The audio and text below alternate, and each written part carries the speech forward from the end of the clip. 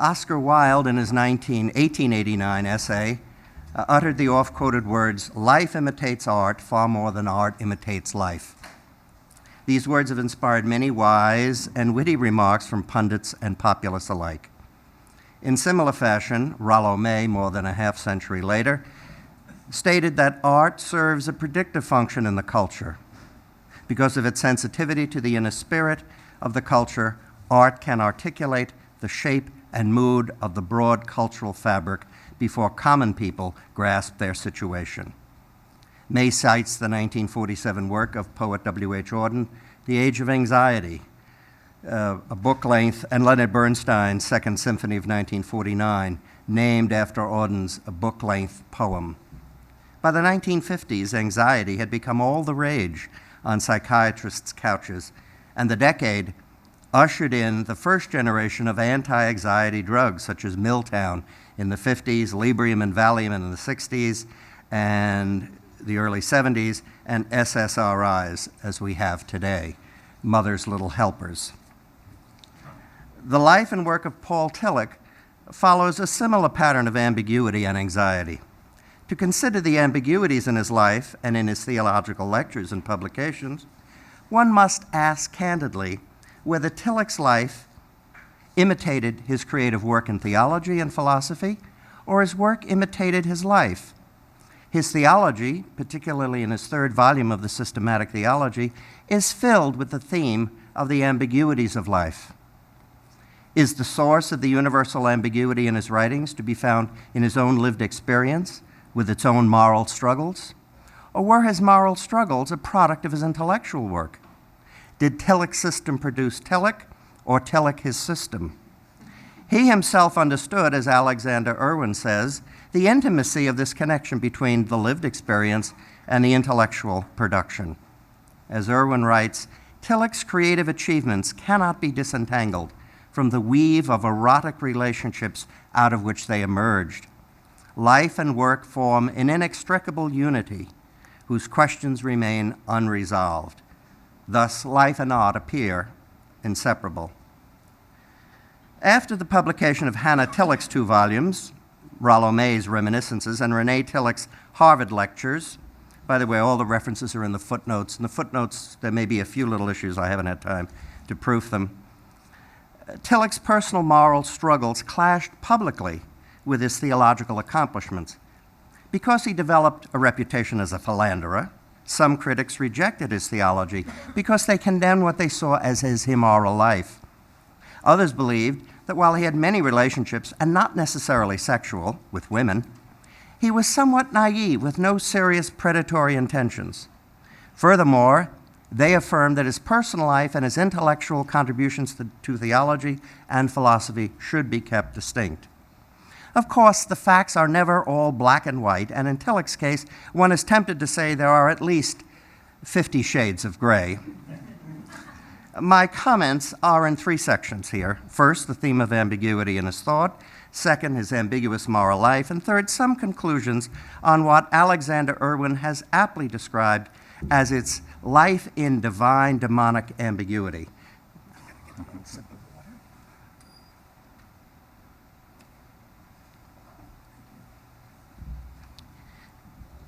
Well, the theme of estrangement, or the separation of essence and existence, is pervasive in Tillich's writings. He claims it is the backbone of his entire system, as you know. The theme of ambiguity is more restricted to the third volume of his Systematic Theology. While estrangement is the condition of being in existence, ambiguity describes being in life. Being and existence are abstractions. They appear in reality in an ambiguous mixture called life. Life is the actualization of being and subject to the distortions of estranged existence.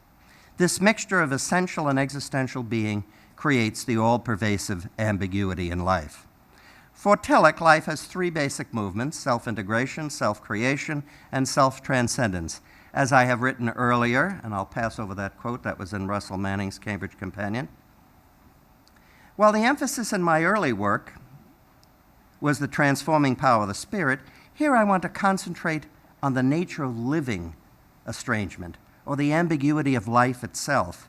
Put differently, according to Tillich's method of correlation, I am more concerned here with the question, the ambiguity, than the answer, the spiritual presence. First, the ambiguities in self-negation, or the polarity of individualization and participation, are visible in both individual and collective moral order. The scourge of cancer, so widespread among many today, gives ample evidence of the disintegration of the self at the physical level. Psychologically, too many people in the culture are driven by, as Eliot says, demonic chthonic powers, unable to return to their whole and integrated self. Addictions of all kinds to substances like alcohol and both legal and illegal drugs, to power, to sexual pleasure, even to religion itself, leave individuals morally crippled.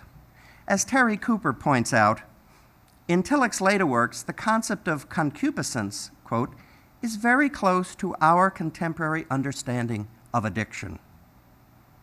Individuals become immobile in their inordinate desire for finite things, where they are convinced that they cannot simply live without them. Sadly, something becomes everything. As Tillich makes clear, law is no solution to ambiguities in the moral sphere. Rather, law is a sign of human estrangement and the very ambiguities in life it seeks to overcome.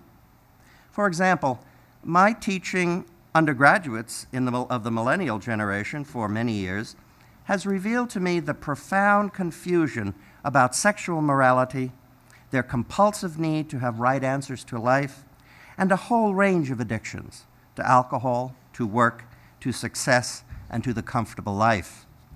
Collectively, in spite of some social advances today, we witness profound moral ambiguities in racism, sexism, and nationalism. Second, the ambiguities in self-creativity or the polarity of dynamics and form are visible in the cultural sphere. If, in the famous lines, religion is the depth of culture and culture the form of religion, then both religion and culture distort one another and reveal ambiguities in life. In culture, the ambiguities always result from the separation or split of subject from object, occurring in both the cognitive and aesthetic acts, as well as in personal and communal acts. The separation that makes truth and beauty, humanity and justice possible is simultaneously the condition that makes their unambiguous attainment existentially impossible. If anyone looks at culture today, as it is with smartphones and an array of social media sites, who would be surprised that the cultural form distorts the religious depth in many cases more than it expresses it? Why do people have to update their profile or change their photos all the time? I have some undergraduates who have given up on their text messaging more than once a day. Once a day. Likewise, so much of what is culturally religious remains on the surface without the courage to go into the depth of things that Tillich's understanding of religion requires. No wonder there are so many SBNRs today, especially among the 20 and 30-somethings. And we had a wonderful paper on SBNRs at our society meeting last year or 2 years ago. They fail to see, as Tillich did, that spirituality, religion, and faith all involve ultimate concern. Many educated young people today are strangely attracted to the superficial and shallow culture in which they live, yet are repulsed by it at the same time. Unfortunately, few cultural substitutes are readily available. If Tillich were with us today, I am certain he would be quite disturbed by what passes for music, entertainment, and some art in 2015. The ambiguities in self-transcendence, or the polarity of freedom and destiny, are abundant in the religious sphere. In fact, nowhere are the ambiguities of life more visible and more tragic than in religion itself. Religion, which purports to rescue us from estrangement and ambiguity, must itself participate in estrangement and ambiguity and succumb to these powers. For Tillich, religion ideally provides morality with its ultimate seriousness and culture with its ultimate depth. In their essential nature, religion, morality, and culture interpenetrate one another, but in ambiguous life, they separate and often do battle with each other for control. The particular tragedy of religion's ambiguity is visible in two expressions. First, religion seeks the profane instead of the holy. In this stance, it becomes self-satisfied, offering people what they want, not what they need. For many today, the transcendent is excluded, not usually through hostility or ill will, but simply because it is unimaginable, given their reigning presuppositions about the self and the culture. Sometimes this is visible by ritualization in Catholicism and secularization in Protestantism. Today, in place of religion that should unlock the transcendent, many are trapped in the immanent and finite order where religion is reduced to social sciences, especially psychology. As Philip Reeve put it succinctly, religious man is born to be saved. Psychological man is born to be pleased. Tillich's grasp of the ambiguity of the holy and the profane more than a half-century ago made him a prophet. He understood that the safest place to hide from God is in the shadow of the altar itself. As he says, religion as the self-transcendence of life needs religions and needs to deny them at the same time. The second form of religious ambiguity can be found in the demonic, the elevation of anything finite to the infinite. It identifies the bearer of the holy with the holy itself, or worse, it selects something thoroughly profane and transforms it into the holy. Every individual, as well as every culture and society, has its own golden calf that threatens it with estrangement and self-destruction. But sadly, as both individuals and culture, we never recognize our own chosen golden calf that entices us with its demonic charm. We see the most destructive form of the demonic in religion itself, with a new wave of fundamentalisms that offer security at the price of freedom of the self. While the world struggles politically with radical Islam, no religion, even the quasi-religion of secularism, escapes the demonic in some form. Thus, Tillich proclaimed the new being, or life, in life, the spiritual presence, to answer the ambiguities in every sphere. The Spirit provides the courage to accept life with its tensions and its ambiguities, its, quote, fascination and its horror, without being conquered by it. Tillich not only understood these ambiguities conceptually, he also experienced and lived them in the depths of his own being. And now for the next section, ambiguity in Tillich's life.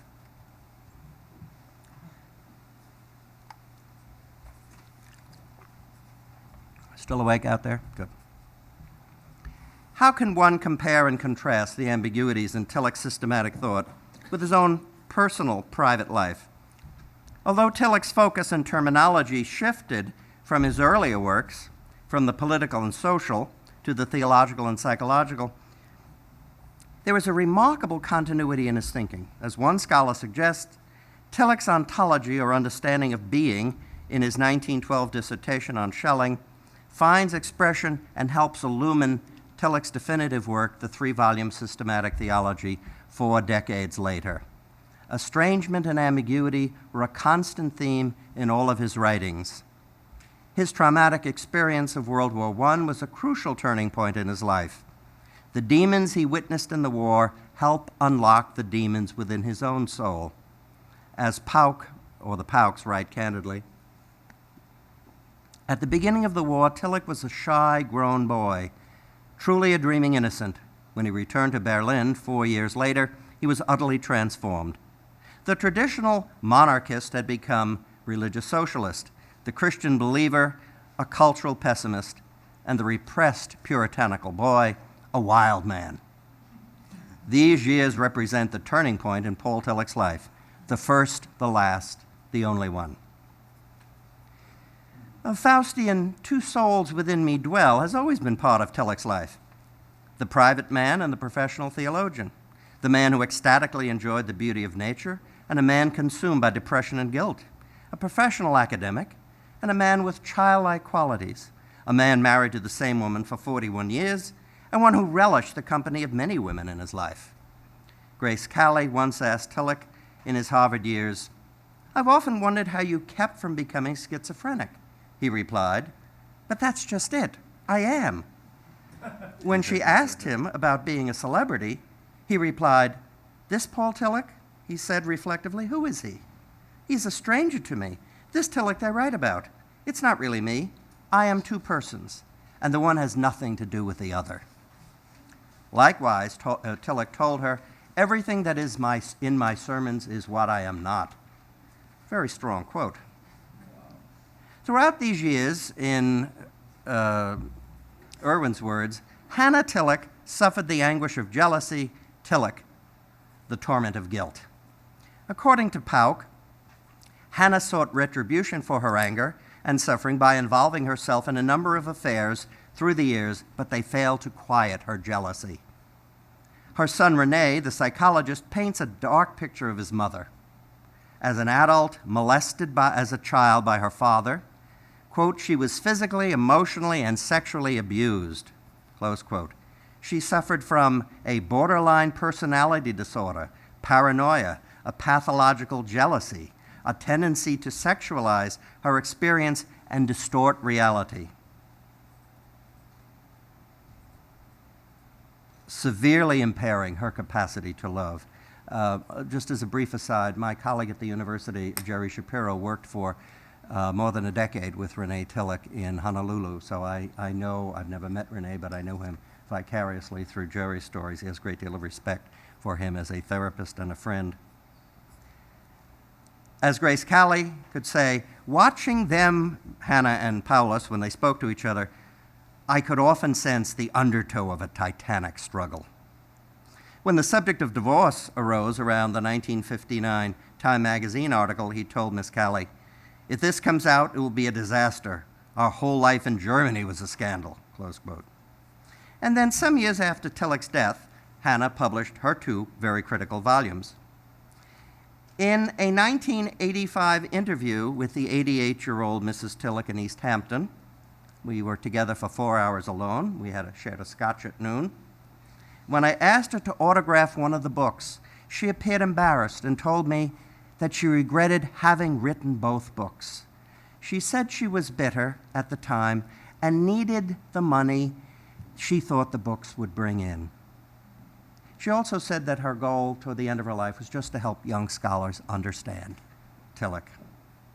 So in spite of everything, their marriage survived, in part because Tillich was concerned about the scandal of divorce, but also because they reached a certain accommodation and interdependence that triumphed over their earlier conflicted times. Tillich dedicated the third volume, as you know, of his systematic to her, For Hannah, the Companion of My Life. Here are the personal ambiguities in Tillich's life writ large. For Tillich, hubris and concupiscence appear as negative elements in Volume 2 of his system, while in Volume 3, they appear in their ambiguity. Hubris unites with greatness, concupiscence with eros. Why this division in Tillich between the public and private? Rollo May suggests it was the death of his mother at 17. In some ways, the most formative event of his life. His mother's death before he, quote, wins her, subsequently forces him to constantly win other women. After her death, he was very close to his sister Joanna, 2 years younger, with whom they shared a deep, almost mystical relationship. He and Hannah had agreed at the time they wed of an open marriage, though they had very different understandings of what this meant. Throughout their marriage, Hannah was always jealous of Tillich, of both his male and his female friends. With his marriage, he established the basic pattern of what he termed the erotic solution, described by Irwin this way, quote, the essential traits of the pattern remained unchanged throughout his lifetime. The form of an outwardly stable marriage combined with the freedom Tillich demanded to pursue friendships, often sexual friendships, with other women when opportunities presented themselves. In contrast, René Tillich strongly takes his father's side. He writes, Hannah frequently and angrily accused Paul of being sexually involved with women with whom he had no such relations at all. Her accusations were groundless, close quote. At the core of Tillich's unity of his thought and life was both the conceptual presentation of eros and the lived reality of eros, of a very erotic life. For Tillich, like art and life, they were inseparable. Interestingly, Tillich had very little to say about sex, and Grace Calley brought this to his attention. Pauck speculated that, quote, he seldom wrote directly about his conception of marriage or sex because of his terrible fear that his story might one day be made public and bring his work to ruin. Eros, on the other hand, was a constant theme in many of his writings, as it is the driving force in all cultural creativity and in all mysticism. In a speech at Union Seminary, Tillich proclaims Eros, quote, the source of every movement in the world, insofar as every finite being has a desire for infinite reality and moves toward it. For Tillich, Eros unlocks the door to the eternal, as he writes, quote, for we experience the presence of the eternal in us and in our world here and now. We experience it in moments of silence and hours of creativity. We experience it in the endless conflicts of our conscience and in the hours of peace with ourselves. We experience it in the ecstasy of love, close quote. For Tillich, ecstasy meant a standing outside of oneself, a being rescued from the drudgery of life, from the burdens of daily relationships. While nature certainly afforded Tillich many ecstatic experiences, perhaps his relationship with women provided him with the unique rapture and bliss that seemed to nourish his soul. There is a certain irony, I think, in Tillich's remark in the first part of his system, quote, there is no revelation without ecstasy.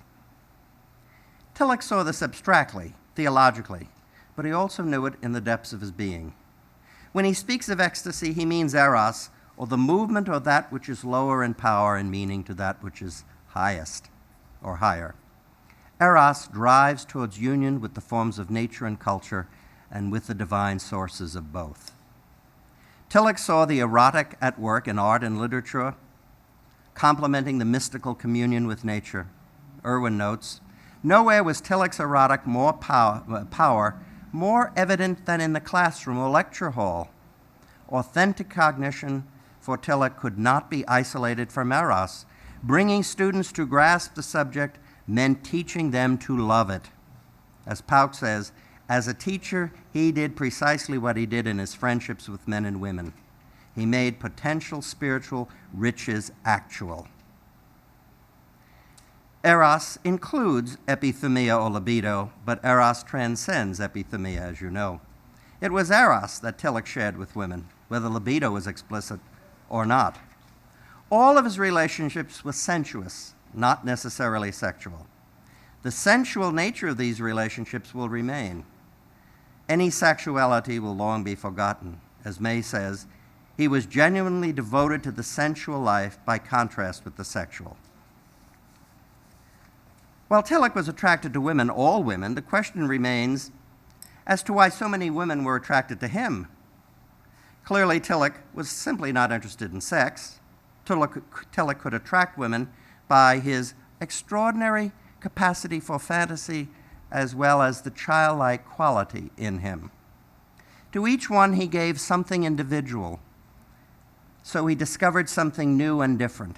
With each one, as Pauck says, his manner was gentle, his generosity great. His concern for the other was intertwined with the inevitable admiration he received and of which he had an insatiable need.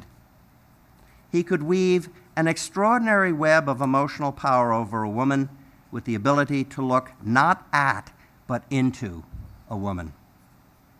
If Tillich were guilty of seduction, it should be properly called a spiritual seduction. As psychologist Anne Belford Ulanoff writes, from what we know, we can say women felt affirmed by Tillich, so that they were taken seriously, sometimes for the first time, too often for the last time. A woman who read several of Tillich's letters that Tillich wished destroyed said that, quote, she was nonetheless struck by the overwhelming gratitude and love these women expressed to him. Tillich's women friends were rarely jealous of one another. In the words of one woman, he had enough eros for all of us. What deep drive or desire within Tillich served as the source for such eros toward women? One obvious answer is that he was searching for his mother who died when he was 17. Perhaps some of his attitude also stems from his rigid and aloof Prussian father. Certainly the feminine captivated him his entire life. As Ulanoff points out, the one boundary that Tillich did not discuss in his autobiographical reflections was the boundary between the masculine, the feminine, man and woman. For Tillich, this may have been too close to life in all of its lived ambiguity for him to consider formally. Ulanoff's diagnosis, another psychologist, is Tillich's lack of a sufficient feminine complement within himself. Quote, a man really has his own feminine motive being presented to him in a real woman, has it both in her and in himself. Tillich's exaggerated need for women showed he did not have enough of this connection, a secure receiving of being in himself. Women appealed so much to Tillich because he felt, in what is a remarkable statement, I think, quote, women were closer to being than to men. Thus, Ulanoff can say, Tillich struggled to receive the feminine within himself, which accounted in part for his great appeal to women. Women nourished Tillich because they carried his own feminine side. Their receptions of being provided food for his abstract thought. Moving from life to his thought, this would clarify his concern about the loss of the feminine dimension in the Protestant tradition. As he says, when Protestants gave up many Catholic symbols at the Reformation, an empty space was left in Protestantism. There was an absence of the female element, for example, which is so important for Catholic piety. Protestantism is a very masculine religion, close quote. If the feminine dimension were lacking in Tillich, a remark by his son René is also telling. Quote, I believe Paul related better to boys than to girls, as he did to men than to women. And so conclusion. In Pauck's biography, Tillich never gave himself entirely to his friends any more than he gave himself entirely to his wife. In this way, there's something in Tillich to the Roman Catholic tradition of celibacy. If we eliminate the sexual dimension, the celibate and Tillich have much in common. They share themselves with individually as fully as they can, but always without an unconditional commitment. This would explain why there were so many women in Tillich's life. An unconditional commitment to one person to share the depths of oneself with the depths of only one other human being unlocks one's mortality, because love and death are the same movements of our being. Therefore, Tillich's defense against this threat was the sheer multiplication in the number of relationships. As some individuals are capable of taking more being into themselves, both in breadth and depth, Tillich's appetite for being was immense. One might say he was a glutton at the table of being. He lived with the ambiguity his whole life long between breadth and depth. Whether he ever regretted his failure to make an unconditional commitment to one other person, especially to his wife, remains in the shadow, as well as in the sadness his son René experienced in putting the portrayal of his father together. He struggled all his life to overcome estrangement, to love as fully as he could, to wrestle with the paraphilia that sometimes afflicted him. His son sums up his portrait of his father, the world-famous theologian, in these humbling words, quote, Paul did honest self-exploration, only one step removed. He did it in his theology. It is there in his work, very clear, where he explained himself with a courage and a rigor that are awesome, refusing to make nice what was not nice in the human soul and by extension in himself. Grace Kelly once asked Tillich in one of his darkest moods, is there no hope? Tillich replied, there is only one way. Everywhere, in every way possible, as we individuals must fight against the forces of destruction. First in ourselves, then on a group level. We must work for anything that will bring people together, but in encounters where love and justice become creatively one. For Tillich, there is no imitation between art and life. They are both inseparable, yet they are indeed separate.